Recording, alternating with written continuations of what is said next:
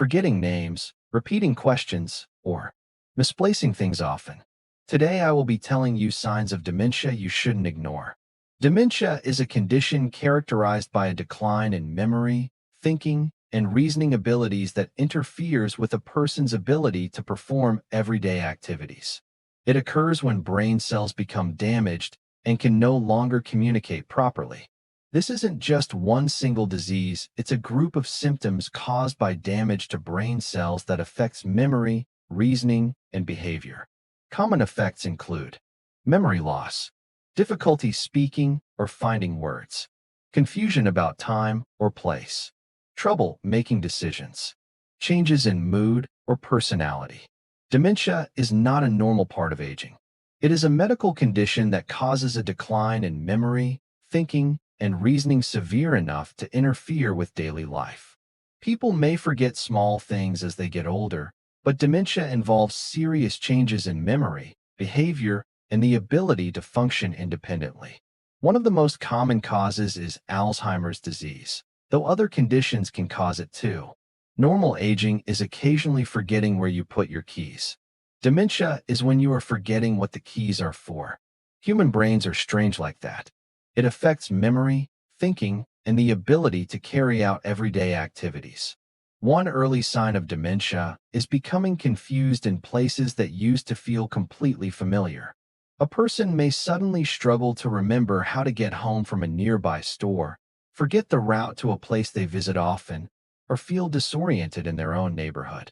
They might also have trouble understanding directions that once seemed simple.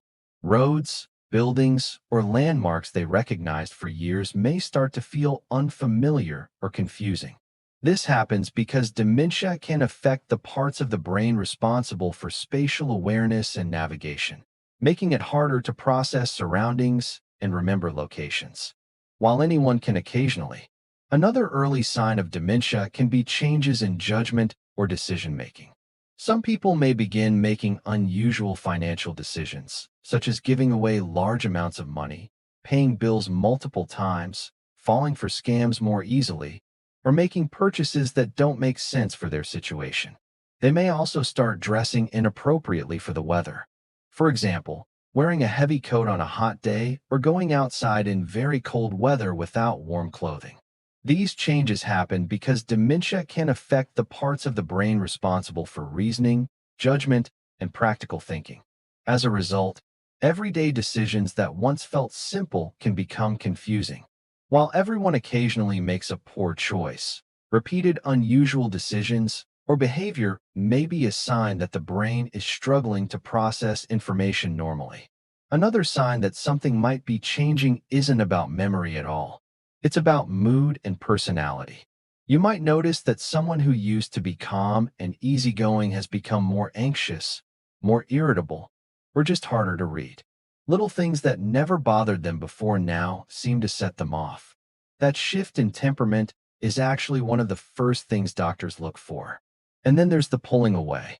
Maybe a person who used to love Sunday dinners or coffee with friends starts making excuses to stay home.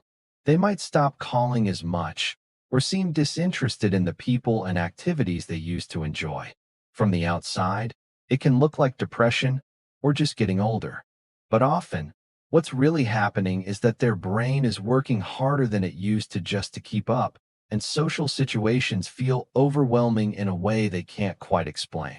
The tricky part is that these changes can be so gradual that the people closest to them are the last to notice. And the person going through it, they often sense that something feels off, but they can't put their finger on what. That quiet confusion can make the anxiety and withdrawal even worse. So, what do you do if you start noticing these signs in someone you love, or even in yourself? The most important thing is to talk to a doctor, and to do it sooner rather than later. A lot of people wait, either because they're hoping it will pass, or because they're afraid of what they might find out. And that fear is completely understandable. Nobody wants to sit in a doctor's office and hear something difficult. But here's what the research keeps telling us. The earlier you catch these changes, the more options you have. Waiting doesn't protect you. It just narrows the window. When you do go to the doctor, know that the conversation doesn't have to be dramatic. You can simply say that you've noticed some changes in mood, in behavior, in the way someone is engaging with the world, and that you want to understand what's behind them. A good doctor will take that seriously. They'll likely start with some straightforward tests, a physical exam, some blood work, maybe a short cognitive assessment. Nothing scary, just a way of ruling things out and getting a clearer picture. And that picture might actually bring relief. Because sometimes what looks like early dementia turns out to be something else entirely. A thyroid that isn't functioning properly, a vitamin B12 deficiency, low blood pressure, depression. Even certain medications can cause symptoms that mimic cognitive decline. All of those things are treatable, and catching them early means you can address them before they do more damage. But if the evaluation does point toward early cognitive changes, knowing that early is still a gift, even if it doesn't feel like one in the moment. Early detection means the person going through this still has a strong voice in their own care. They can be part of conversations about treatment, about living arrangements, about what matters most to them going forward. That kind of agency and dignity is something you simply can't recover if you wait too long.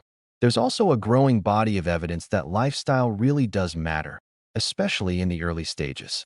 Regular physical movement, even something as gentle as a daily walk, improves blood flow to the brain and has been linked to slower cognitive decline. Staying socially connected, having real conversations, spending time with people you care about, turns out to be one of the most protective things a person can do for their brain. Isolation, on the other hand, accelerates decline. Sleep is another big one. During deep sleep, the brain actually clears out waste products that are associated with Alzheimer's disease. So consistently poor sleep isn't just tiring. Over time, it can be genuinely harmful. Managing stress matters too. Chronic stress floods the brain with cortisol, which over time can damage the very areas responsible for memory and decision-making. Simple practices like spending time outdoors, following a routine, limiting news and screen time before bed, or even just taking a few slow breaths when things feel overwhelming, these aren't just feel-good suggestions. They're actually doing something at the neurological level. And then there's food. A diet that's rich in vegetables, whole grains, healthy fats, and lean proteins, and low in processed foods and excess sugar, has been consistently linked to better brain health over time. The Mediterranean diet and the MIND diet in particular have been studied specifically for their effect on cognitive aging, and the findings are encouraging. None of this is a cure. It's important to be honest about that. But these are real tools, and having them early means you actually get to use them when they can still make a meaningful difference. Starting that conversation with a doctor might feel like the hardest step. But think about it this way. You're not walking in looking for bad news. You're walking in looking for answers. And answers, whatever they turn out to be, give you somewhere to go from here. They give you a plan. And having a plan, even a difficult one, is always better than sitting with uncertainty and hoping for the best. Dementia is not an inevitable part of getting older. Most people who live into their 70s, 80s, and beyond do so with their minds largely intact. And for those who do experience cognitive changes, the story is not over the moment those changes begin. There is still so much living to be done, and so much that can be done to protect the quality of that life. The three things that come up again and again in the research, the things that seem to matter more than almost anything else, are staying mentally active, staying physically active, and staying socially connected. Those three things. They sound almost too simple, don't they? But the science behind them is genuinely compelling. Keeping your mind engaged, learning something new, reading, doing puzzles, picking up a hobby you've never tried before, challenging your brain in small ways every single day. This builds what researchers call cognitive reserve. Think of it like a savings account for your brain. The more you put in over time, the more protected you are if things start to change. Moving your body regularly, and it truly does not have to be intense, sends blood and oxygen to the brain, reduces inflammation, lowers stress hormones, and improves sleep. A walk around the block counts. Gentle stretching counts. Chair exercises count. What matters is consistency, not intensity. Just keep moving. So the message here isn't a scary one.